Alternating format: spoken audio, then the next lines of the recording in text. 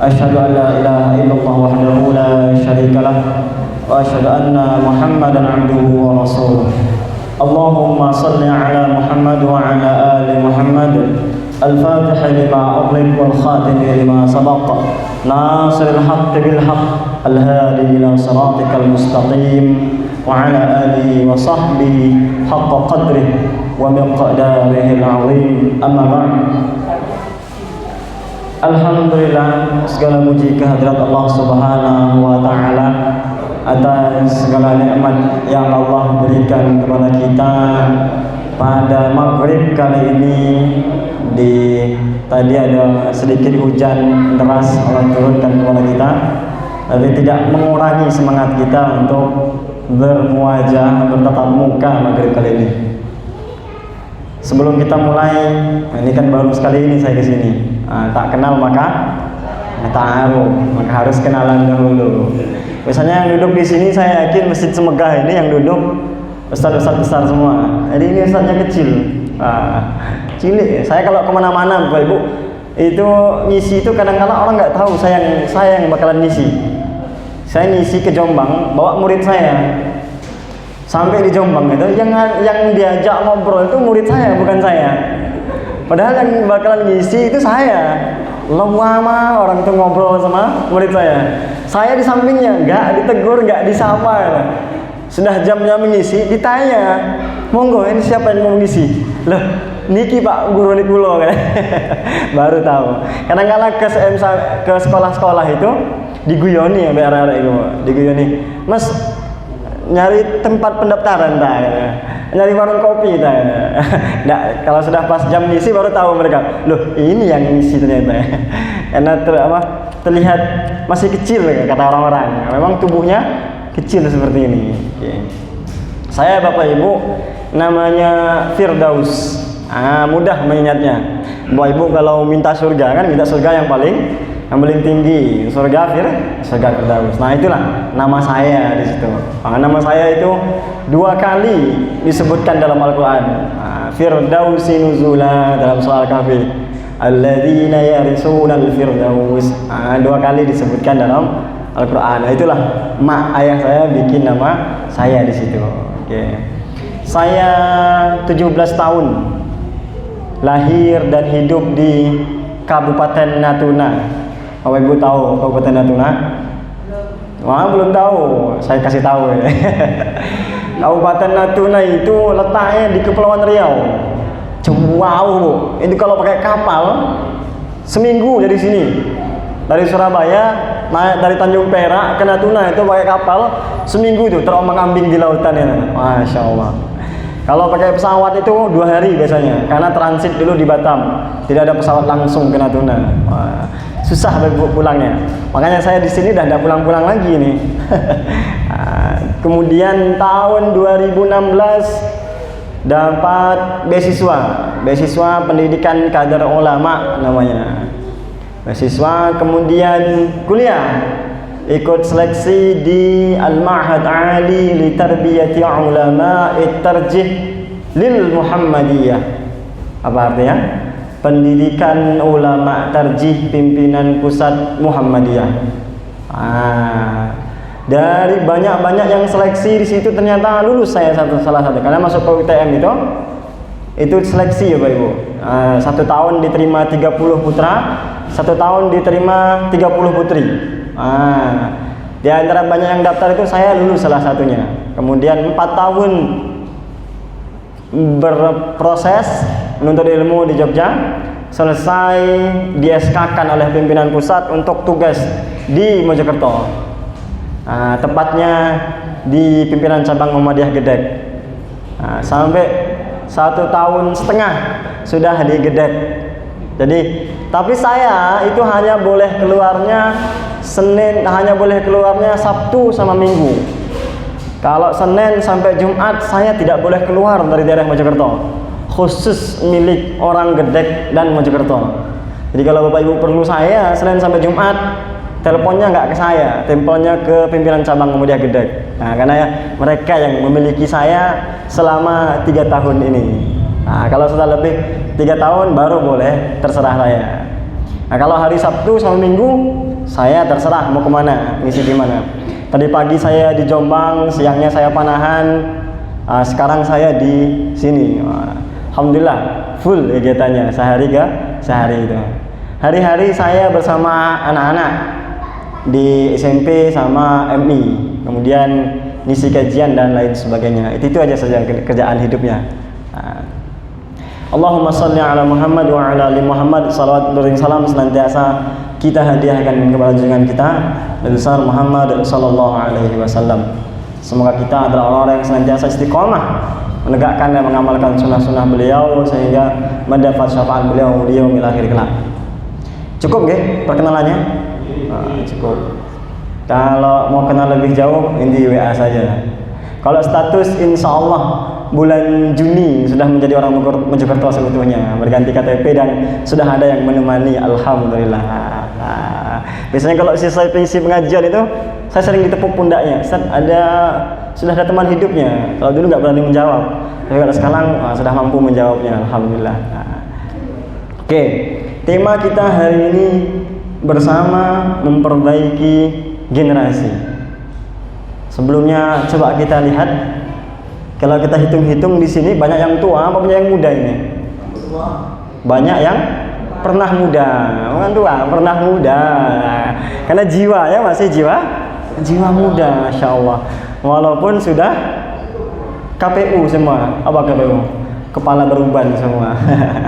Tapi insya Allah sudah pernah muda semua. Tapi itu menunjukkan bahwa ada sesuatu yang sedikit selencong, sedikit tidak baik terhadap generasi setelah kita. Bayangkan kalau generasi yang KPU ini habis, kemudian tidak ada yang menghidupkan Masjid Al-Amal ini, siapa yang mau azan maghrib? Siapa yang mau imami sholat isya? Tidak ada nanti.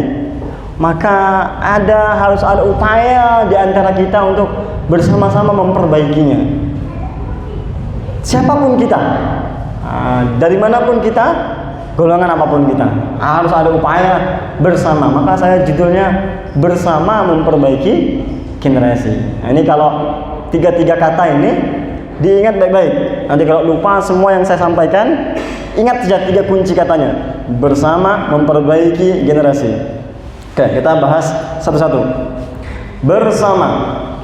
Bersama dalam istilah agama disebut dengan jamaah. Tadi kita salat maghrib disebut salat maghrib berjamaah. Apa itu maksudnya salat maghrib berjamaah?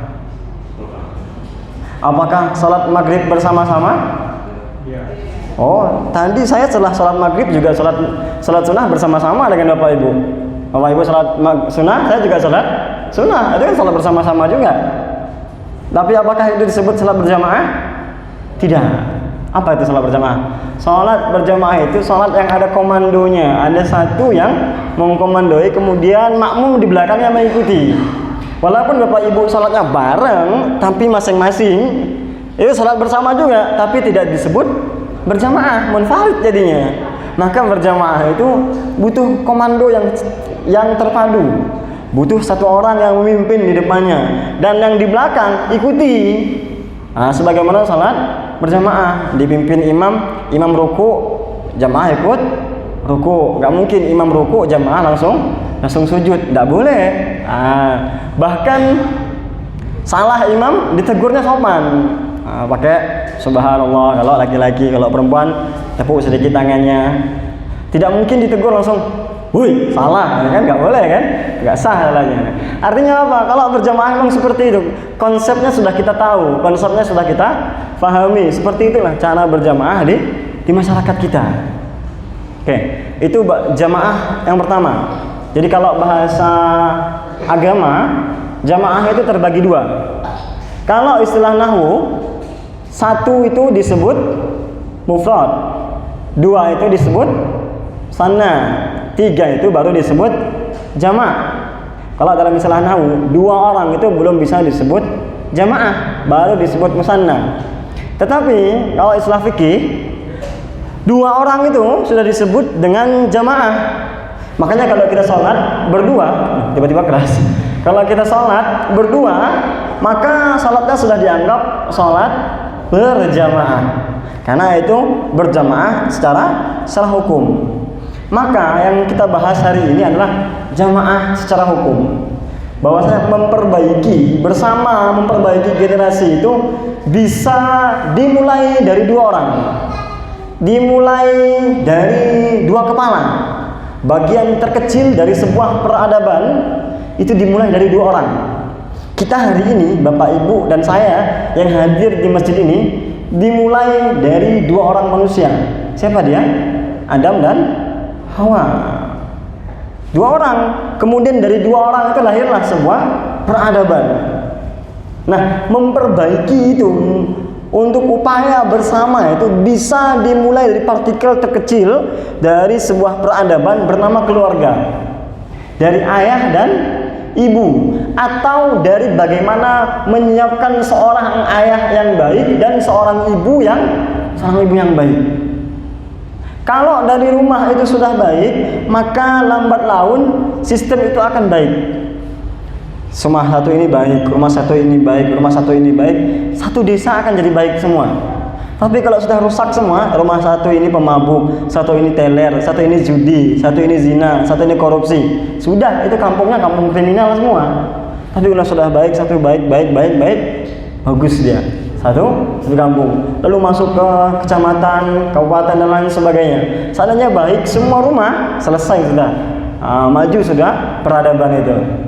Maka saya sering baca di seliweran di Instagram itu, ada satu santri mengadu ke ustadznya, ya Ustadz, bagaimana saya mendidik anak saya? Ditanya sama ustadznya, anak antum umur berapa? Umur 3 tahun, kata dia.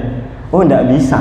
Mendidik anak itu dimulai dari memilih calon ayah dan memilih calon ibu yang baik. Maka Bapak Ibu, kata Nabi itu, idza ja'akum man tardawna 'an dinihi wa khuluqihi fazawwiju. Kalau datang anak muda baik akhlaknya, bagus pekertinya, baik agamanya, fazawwiju, maka nikahi, kata Nabi.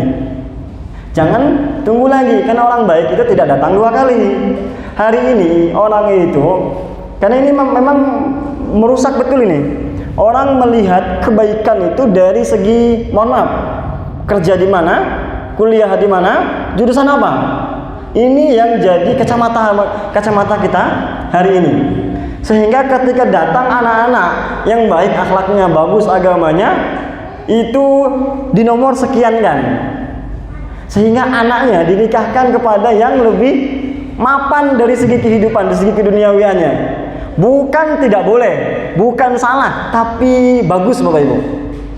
Ini memang kita harus dianjurkan untuk memiliki dunia yang baik, tetapi tidak lupa juga kita harus memiliki akhirat yang lebih baik daripada dunia kita. Itu yang pertama. Yang kedua, kalau kita sudah menjadi ayah, sudah menjadi ibu, ada anak-anak kita. Nah, anak-anak kita itu adalah replika kita di masa depan, adalah pengganti kita di masa kita sudah tidak ada nanti. Bagaimana kita menyiapkan mereka, seperti itulah mereka akan mendoakan kita hari nanti, suatu saat nanti. Ada anak-anak hari ini dia bawa HP pakai pakaian hitam-hitam, datang ke kuburan, selfie tok isinya, menjenguk ayah, menjenguk ibu, gak doa. Kenapa? Karena dia tidak bisa doa. Apakah kita mau punya anak yang seperti itu? Kita yang beri makannya, kita yang beri minumnya, kita yang berikan dia pakaian, disekolahkan. Ketika kita wafat, tidak ada satupun yang mau mendoakan kita. Ada sebuah kisah, ada seorang dokter dari Bandung. Beliau membuat sebuah buku bagaimana cara mendidik generasi setelahnya.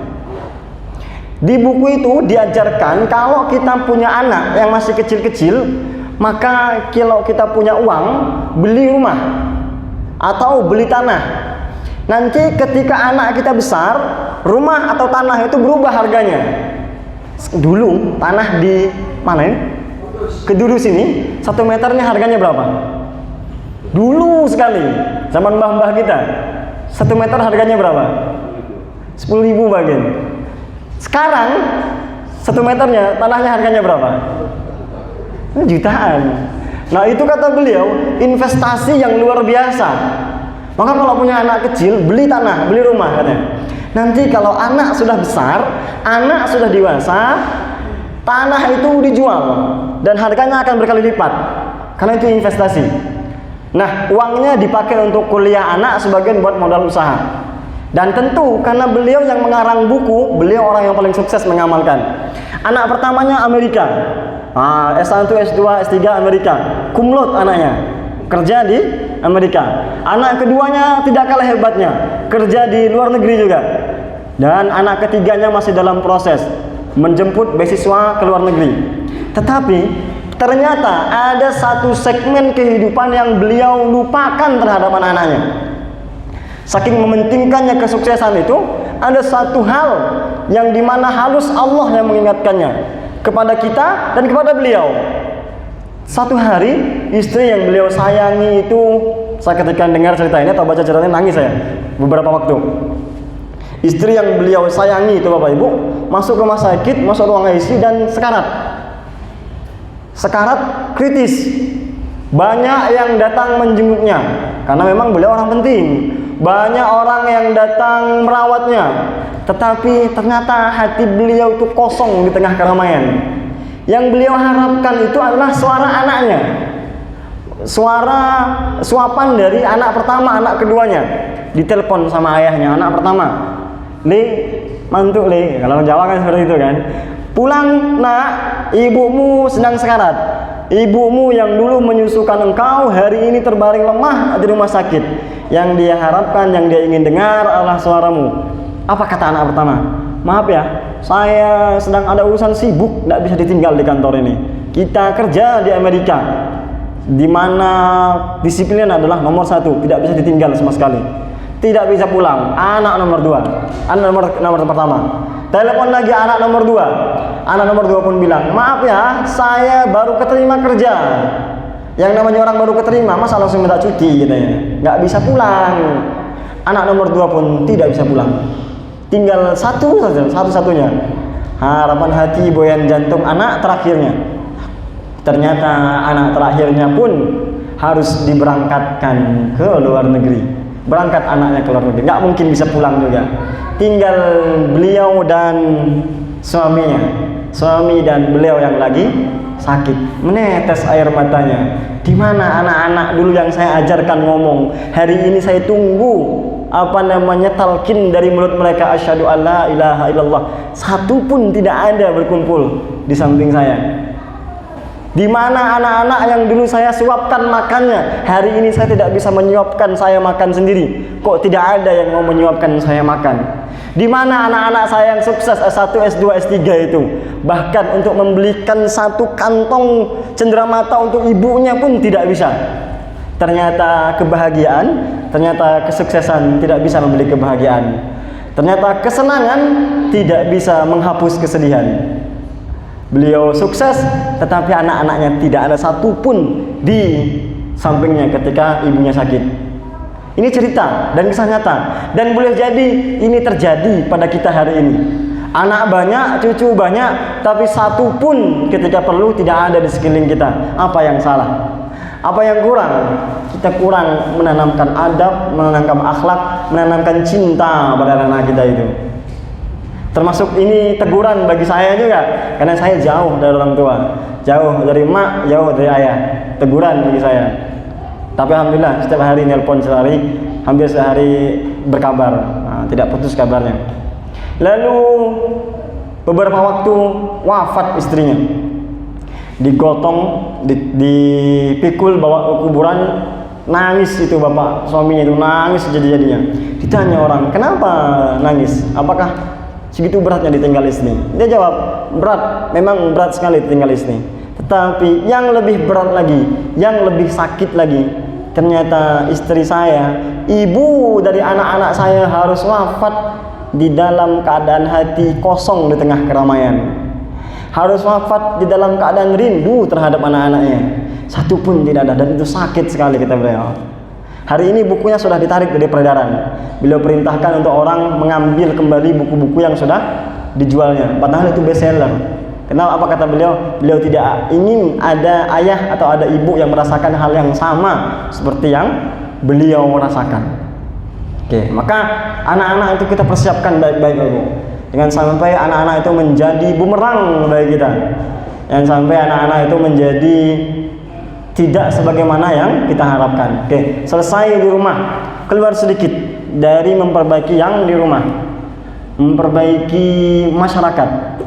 Di dalam masyarakat, ketika ingin memperbaiki organisasi, masjid, komponen masyarakat, itu harus ada 4 jiwa dalamnya. Maka Rasulullah itu ditopang oleh 4 sahabat. 4 sahabat itu punya jiwanya masing-masing. Satu ada Abu Bakar As-Siddiq radhiyallahu anhu. Abu Bakar ini sahabat yang paling tua dan paling bijaksana di antara sahabat-sahabat yang lain. Nah, kalau kita ingin memperbaiki masyarakat, harus ada orang-orang tua yang mau ngopeni anak muda dan bersikap bijaksana. Harus ada orang-orang tua yang memang merelakan waktunya untuk membersamai anak-anak muda itu. Kenapa? Anak-anak muda itu kalau dilepas hilang, buyar. Kalau tidak kita pegang, dia akan diambil oleh berbagai macam hal kesibukan duniawi. Diambil oleh gadgetnya, diambil oleh hobinya, diambil oleh pacarnya, diambil oleh lain sebagainya. Maka kita pegang, kendalikan mereka itu, tapi dengan cara yang arif dan bijaksana. Kenapa? Anak muda itu kalau terlalu keras dia patah, terlalu lembut kurang ajar. Contoh mana sekarang ini? Nah, sekarang ini anak SMA kita ajak bercanda kurang ajar dia.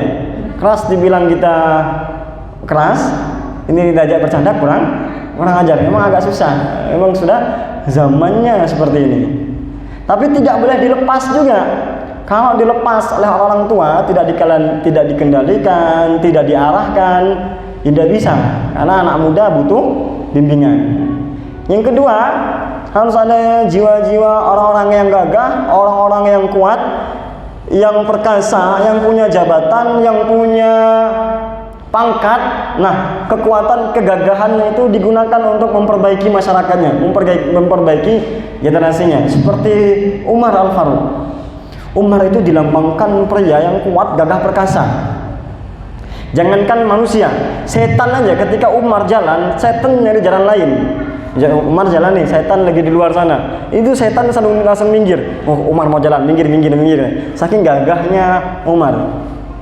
Nah, kita hari ini harus ada orang-orang yang gagah seperti itu, yang kegagahannya digunakan untuk membantu agama Allah Subhanahu wa taala. Gagah di sini boleh fisiknya. Kebetulan kita dikasih fisik tegap, kuat, tinggi. Nah, itu digunakan buat menjaga masjid. Ya bukan jadi satpam masjid. Nah, ada yang mabuk di masjid di sana, ada yang macam-macam di masjid. Itu kalau bukan orang gagah yang mengingatkan, kalau orangnya kurus, kecil kayak saya, mengingatkan, dipukul aja Bu, selesai sudah. Terontok semua tulang rusuknya. Tapi kalau orang yang gagah, kuat, mengingatkan, sebentar sudah. Atau boleh jadi dia gagah, kuat, perkasa, jabatannya kebetulan dia ABRI, kebetulan dia polisi, kebetulan dia TNI, atau kebetulan dia RT, RW, Kades. Itu boleh jadi fisiknya tidak kuat, tetapi jabatan yang kuat. RT misalnya bikin aturan, tidak ada yang boleh boncengan bukan mahram lewat di gang 5 misalnya. Luar biasa itu Pak RT-nya kalau berani bikin kebijakan di situ. Atau Pak Kades, ada Pak Kades misalnya bikin kebijakan maghrib tidak boleh ada anak-anak yang keluar dari masjid, maghrib wajib mengaji. Nah, itu luar biasa itu kalau bisa bikin kebijakan seperti itu. Itu kan yang gagah bukan badannya, yang gagah bukan fisiknya, tetapi yang gagah adalah kebijakannya. Nah, kegagahan seperti itu kita gunakan untuk menolong agama Allah Subhanahu wa taala. Kalaulah kegagahan itu tidak kita gunakan untuk menolong agama, lalu kita gunakan buat apa? Apakah buat memperkaya diri sendiri, buat menumpuk uang dan lain sebagainya? Kan tidak. Itu kan amanah, itu kan pemberian dari Allah Subhanahu wa taala. Maka kalau ada pemberian seperti itu dimanfaatkan untuk agama Allah Subhanahu wa taala. Yang ketiga, Ustaz, saya jiwa Abu Bakar enggak juga. Karena kadang-kadang emosi saya Ustaz dengan anak muda itu. Ya sudah, enggak ada jiwa Abu Bakar dalam diri saya. Ustaz, Umar juga bukan pejabat, bukan orang kuat. Tapi saya kaya, ada uang. Maka jadilah seperti Utsman atau Abdurrahman bin Auf. orang-orang kaya yang mau mensedekahkan hartanya di jalan Allah Subhanahu wa taala. Tidak semua hal bisa dibeli dengan uang, tetapi semua hal bisa berjalan lancar kalau ada uangnya. Ya ibu langsungnya gitu ya kalau masalah uang. Memang seperti itu kehidupan. Kita butuh sokongan dana. Ini beli teh pucuk, beli makanan-makanan kotak ini kalau bukan pakai uang, pakai apa dia? Nggak bisa. Mau mengutang di warung itu kan nggak boleh. Nah, siapa yang membelikan ini? Dari mana uangnya? Ya dari orang-orang kaya yang dermawan itu. Insya Allah di sini orang-orang kaya dermawan semua. Ini mana hidangannya luar biasa. Maka dilebihkan. Bapak Ibu tahu Masjid Jogokarian, Jogja. Masjid Jogokarian itu Bapak Ibu kalau mau sedekah itu ngantri. Bayangkan sedekah ngantri. Itu kalau Bapak Ibu mau sedekah, mau masukkan uang, itu WA dulu takmir masjidnya. Pak, saya mau sedekah uang segini, ada slot kosong tidak? Kalau ada slot kosong baru bisa sedekah. Kalau tidak bisa sedekah. Nah, itu Masjid Jogokarian. Dan kalau kurban itu nyembelih sapinya itu 50, 70 banyak sapinya itu. Ini di sini insya Allah lebih ya. Itu kalau bulan puasa sehari itu bisa menghabiskan 11 juta, bahkan pernah menghabiskan 21 juta dalam semalam. Itu buat makanan buka, taraweh sama sahurnya. Itu luar biasanya Masjid Jogokarian. Bapak Ibu kalau salat di Masjid Jogokarian, motornya hilang, Bapak Ibu dibawa ke dealer buat milih mana motor yang untuk Bapak Ibu mau, diganti motornya. Maka kalau pas rame itu, kita kalau sibuk sama sendal, itu yang ngurusin sendal ngomong, sudah masuk saja. Itu kalau sendal antum hilang, seantum-antumnya diganti sekalian, kata. Enggak, itu gue ya. Maksudnya diganti langsung sendalnya. Itu hebatnya Masjid Jogokarian itu. Masjidnya sama seperti ini Bapak Ibu, di dalam gang, tidak di tepi kota, tidak dalam kota, tidak di tepi jalan raya, tidak, dalam gang seperti ini. Sehingga kalau kampung Ramadan itu, Masya Allah padatnya luar biasa, tetapi makmur. Saya melihat konsep bangunannya pun hampir sama seperti ini. Kalau Bapak pernah ke Jogokarian mungkin ingat ada konsep bangunan yang hampir sama, cuman bedanya ini tidak ada tingkatnya. Dan itu luar biasa. Bagaimana bisa seperti itu? Ya dari orang-orang dermawan, dari orang-orang yang mau mensedekahkan hartanya di jalan Allah. Bahkan kalau Piala AFF biasanya, AFC atau Piala Dunia, itu anak-anak muda dipanggil, diajak nonton bareng di tempat, ada satu tempat disediakan buat nonton bareng di situ. Dikasih makan, dikasih minum, malamnya kan kalau nonton itu biasanya malam Bapak Ibu. Kan selesainya jam 3:30. Itu diomongin, kamu daripada pulang ayo tahajud aja. Karena anak sudah dikasih itu kan gak enak. Akhirnya terpaksa tahajud. Mending terpaksa lah daripada enggak sama sekali. Jadi dijebak modelnya. Tapi menjebaknya dalam kebaikan. Nah, kalau mau dicontoh nggak apa-apa. Dan semua itu bisa berjalan kalau ada uangnya, kalau ada donaturnya. Takmir. Yo, kalau takmir tok kosong dompet Pak Takmir, selesai dompetnya. Nanti ibu-ibunya di rumah muring-muring semua nanti. Maka disokong takmirnya, dibantu. Oke. Nah, yang ketiga, yang keempat yang harus ada dalam jiwa di masyarakat itu adalah jiwa-jiwanya Ali bin Abi Thalib. Nah, ini bagian kita yang muda-muda ini, anak-anak ini yang masih muda termasuk saya. Nah, ini bagian kita. Harus ada anak-anak muda yang punya ghirah terhadap agama seperti Ali itu. Ali itu sahabat paling muda, tapi ghirah sama agamanya luar biasa. Semangat beragamanya luar biasa. Jadi anak-anak muda itu memang seperti itu harusnya. Sana kemari menyampaikan ayat-ayat Allah Subhanahu wa taala, ke sana kemari belajar ilmu agama. Kenapa? Karena anak muda itu masih kuat, masih ingatannya masih cepat, mendengar sedikit ingat dia. Tapi kalau bapak, Pak, yang saya sampaikan pertama tadi siapa? Kan agak lambat. Karena memang sudah jauh bagusnya. Tapi coba anak muda langsung Abu Bakar Ustaz. Kan emang ingat dia cepat. Nah, itu untungnya anak muda. Maka kekuatan-kekuatan ini kita pakai untuk menolong agama Allah Subhanahu wa taala. Kalau nggak bisa jadi imam, minimal tukang bagikan minumannya, tukang bawa snacknya, itu sudah masya Allah itu. Kalau belum bisa naik ke mimbar jadi khatib, minimal nyambut ustadznya datang atau membagikan Jumat berkah, itu sudah luar biasa itu bagi kita seorang anak muda. Jadi tidak mulu-mulu langsung naik ke mimbar, langsung ngasih khutbah lain sebagainya. Tidak usah seperti dulu, pelan-pelan bertahap. Karena berkah itu datangnya bertahap. Cari dulu berkahnya, jadi tukang sapu masjid dan lain sebagainya. Luar biasa. Saya itu Bapak Ibu dari SD sampai SMA itu tidak tinggal kehidupannya di masjid, tapi tidak pernah mondok, di masjid saja.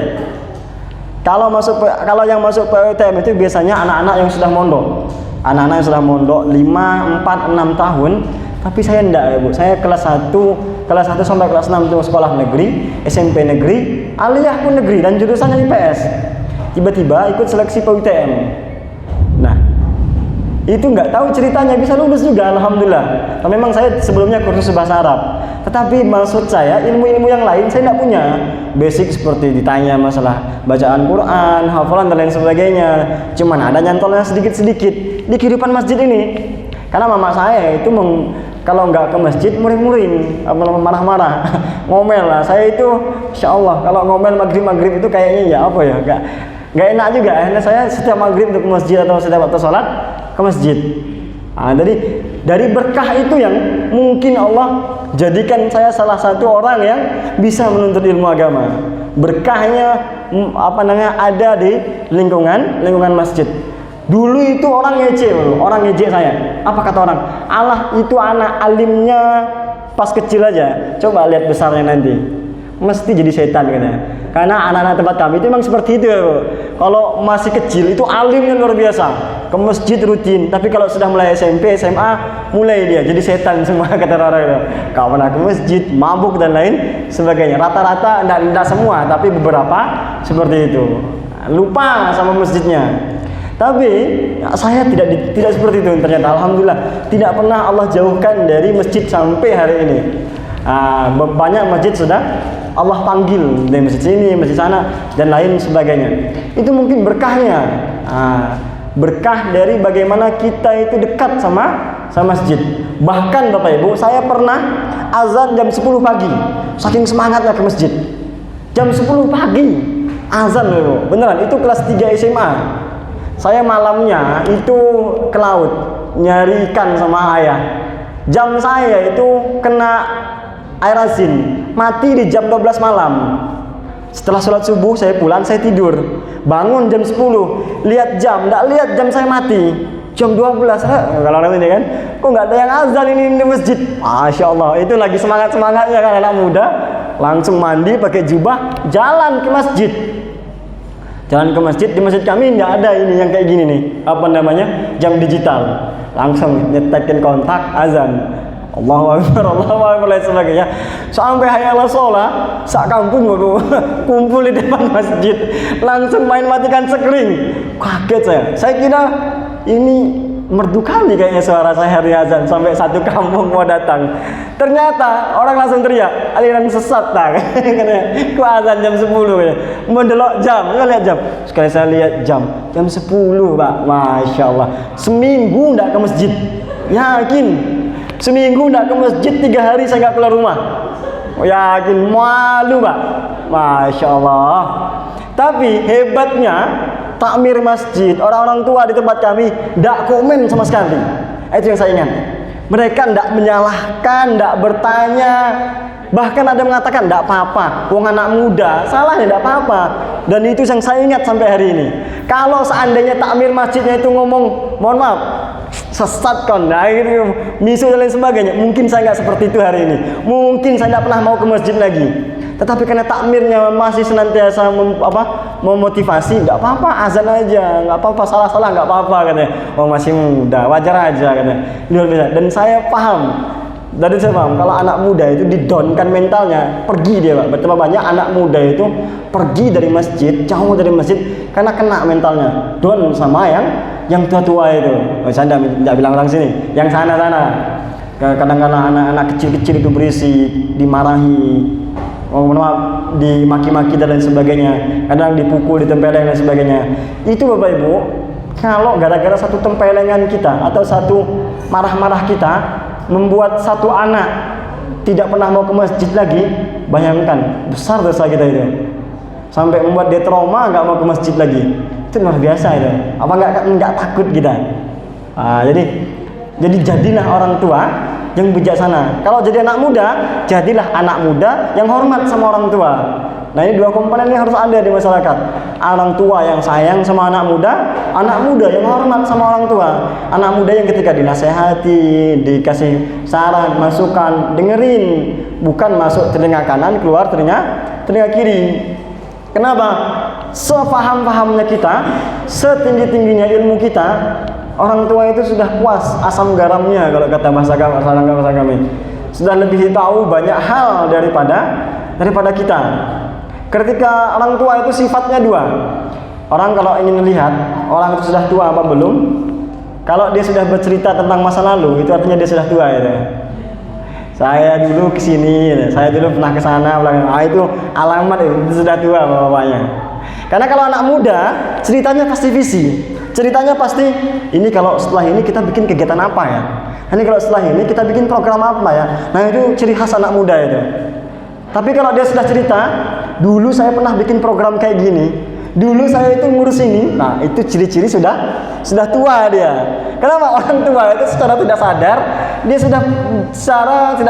sadar bahwa dia sudah tidak punya kemampuan untuk membuat ini kesana dan kemari, tinggal ceritanya saja.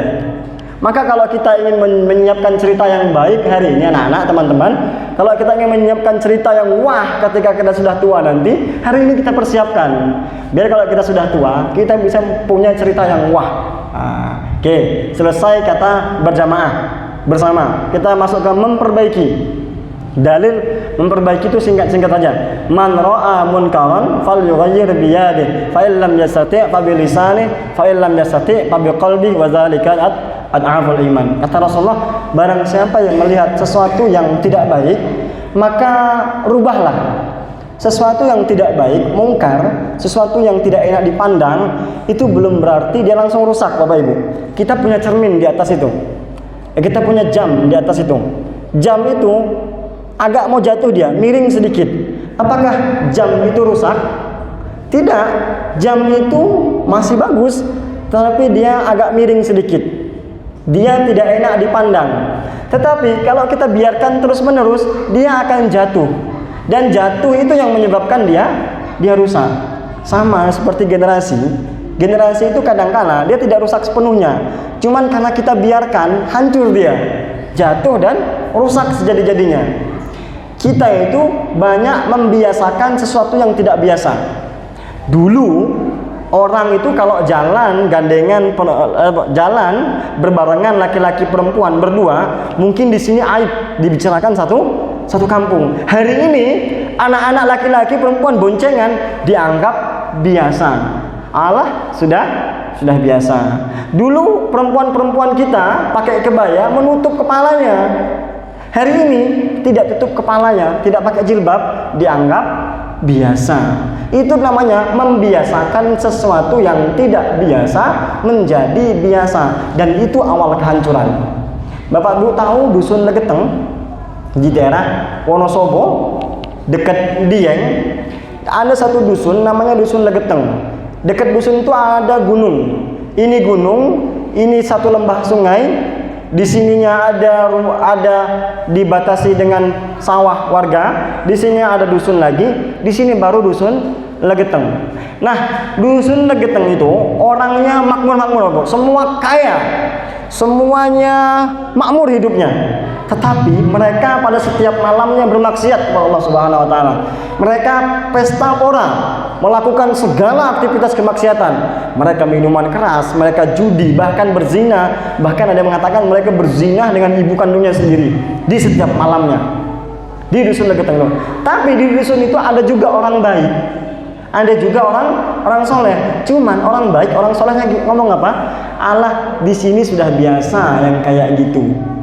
Orang soleh, orang baik yang diam terhadap kebaikan yang diinjak-injak, itu namanya syaitonul akhras. As-sakitu 'anil haq syaitonul akhras. Orang yang diam terhadap kebenaran yang diinjak disebut setan yang bisu. Sebentar ya, kita lanjutkan sebentar. Sebut setan yang bisu. Nah, suatu malam terjadi gempa, terjadi hujan badai seperti tadi, hujan yang sangat lebat, petir di mana-mana, menyambar kilat dan sebagainya. Tidak ada satupun yang berani keluar, kecuali orang di dusun Legeteng. Mereka masih tetap menjalankan aktivitas kemaksiatannya. Sampai di tengah malam, dusun lain mendengar ada suara ledakan yang sangat besar.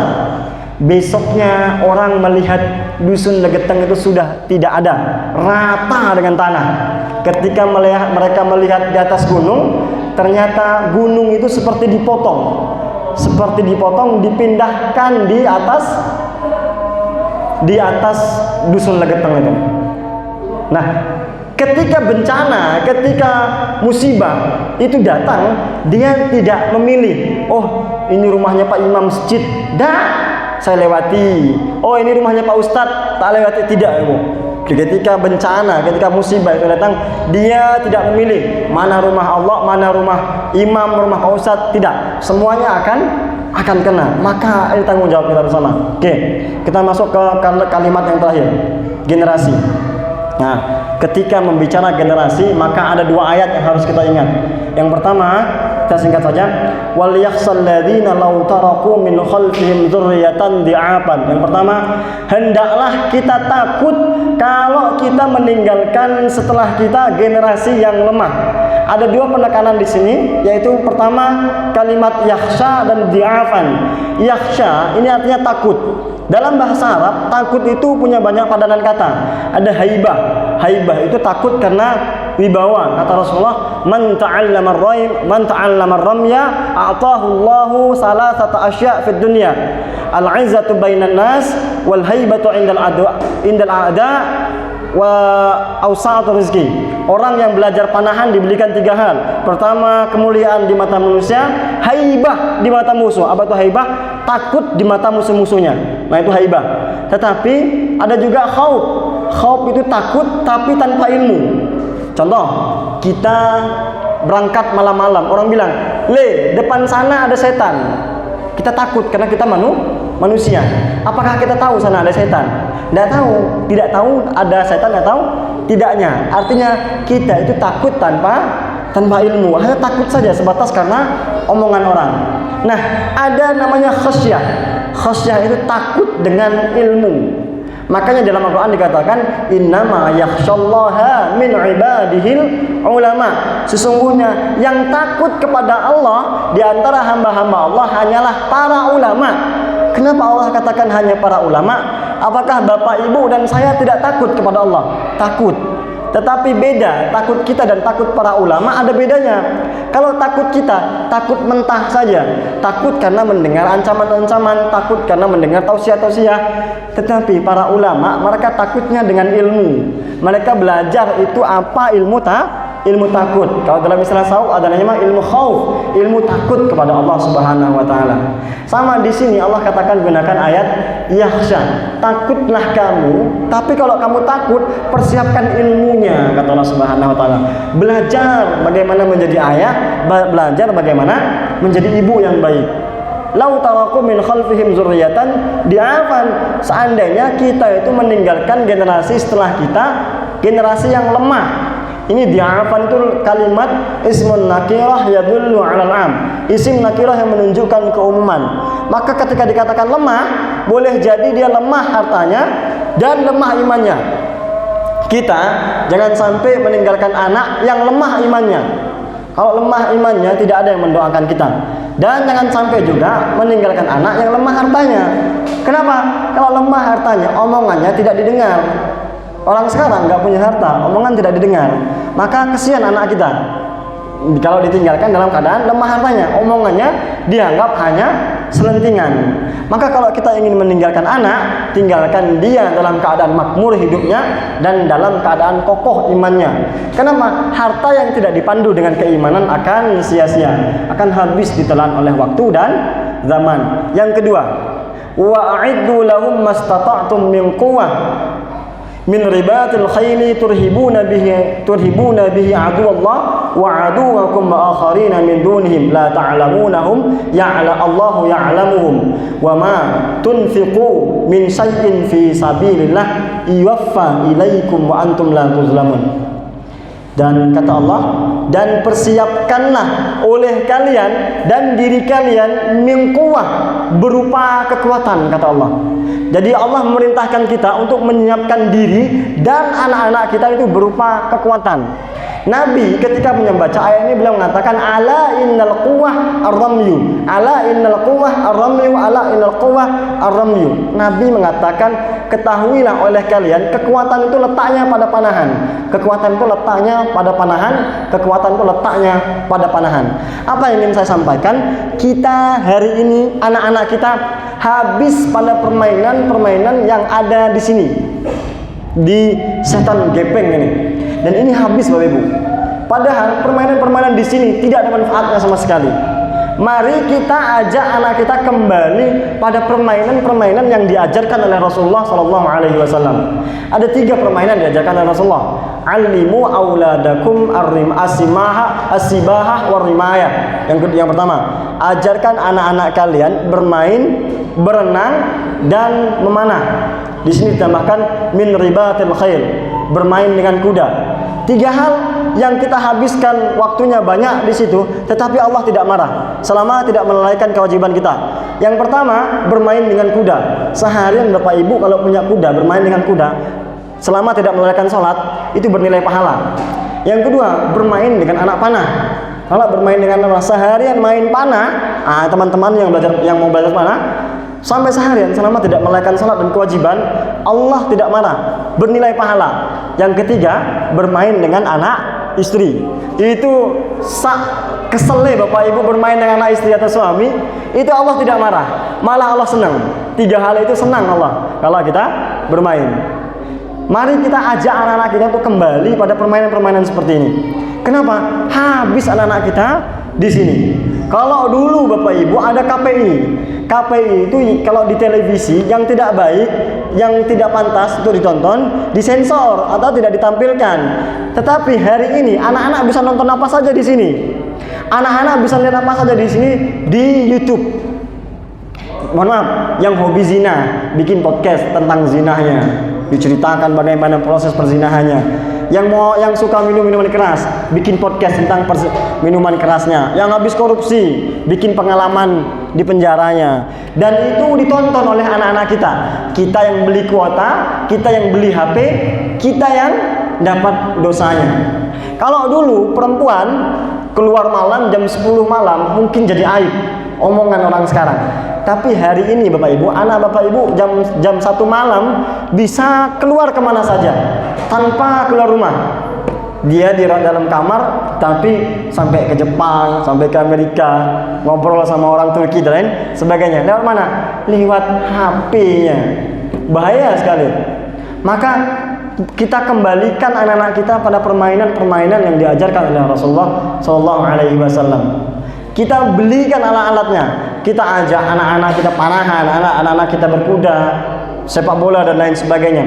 Saya di Gedek itu, kalau di Gedek itu, kalau pengajian seperti ini, anak-anak mudanya ramai ya Ibu.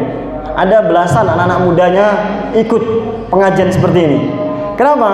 Karena mereka saya perintahkan untuk ikut ngaji dengan syarat mereka saya latih futsal dan saya latih panah. Mereka latihan panah dengan saya, tidak usah, termasuk ini salah satunya. Ini mau ikut ngaji, itu bukan lillah, Ibu, lil futsal sama lil panah. Tapi tidak apa-apa, terpaksa ya, tidak masalah.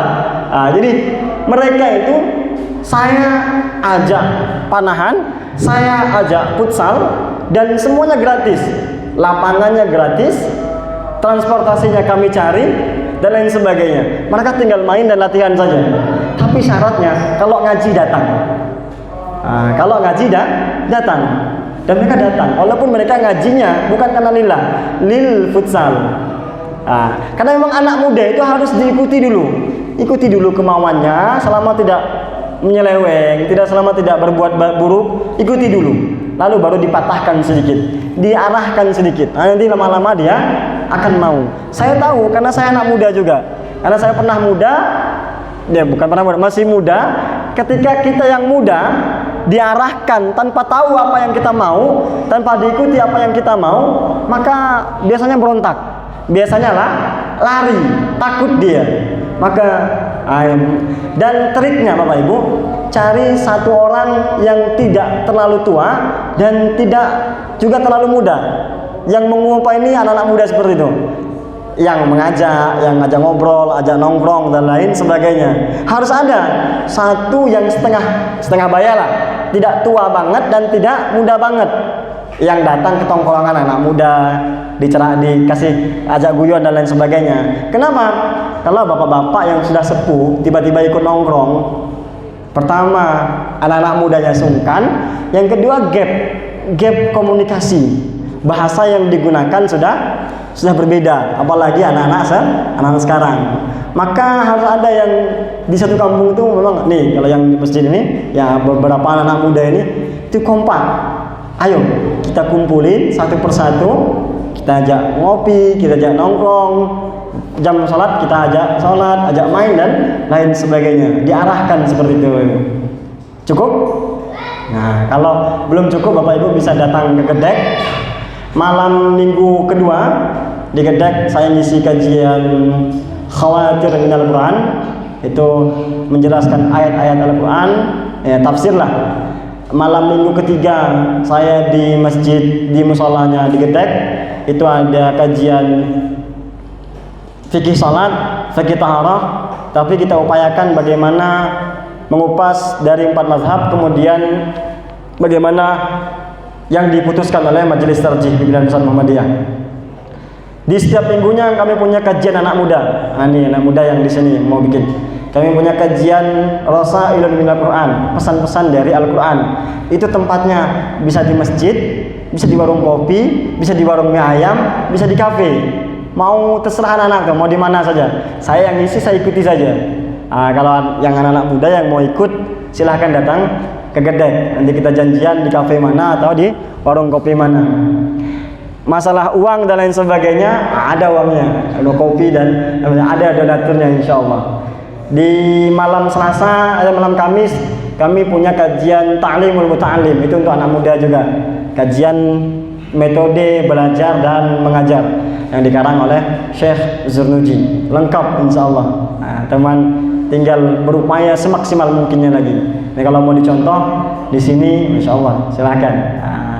Tapi saya tidak bisa untuk menemani karena masih milik PCM Gedek sampai 1,5 tahun lagi. Cukup ya? Oke, kita simpulkan bersama memperbaiki generasi, bahwasanya memperbaiki itu tidak bisa sendiri, harus ada topangan orang tua, topangan anak muda, topangan pejabat, dan topangan orang yang kaya yang mau bekerja sama dalam hal menghidupkan agama Allah. Yang kedua, memperbaiki itu tidak harus menunggu dia rusak seutuhnya. Kalau dia sudah mulai oleng sedikit, tugas kita untuk mengingatkannya. Karena agama itu isinya nasihat toh. Ditanya sama sahabat, agama itu apa ya Rasulullah? Ad-dinu nasihat. Agama itu isinya nasihat. Maka nasihat itu disampaikan tidak harus melulu ketika sudah rusak. Yang ketiga, generasi. Kalau kita sudah bicara generasi, maka kita rubah generasi kita pelan-pelan, kembalikan dia pada permainan-permainan yang diajarkan Allah Subhanahu wa taala, jauhkan dia dari racun-racun gadget seperti ini, lalu kita ikuti kemauannya, fasilitasi kemauannya, arahkan semestinya. Cukup? Oke, sudah demikian apa yang dapat saya sampaikan. Jumpa lagi di lain kesempatan. Semoga Bapak Ibu sehat, diberikan rezeki yang lancar, anak yang saleh dan salihah. Usikum wa nafsi bittaqullah. Assalamualaikum warahmatullahi wabarakatuh.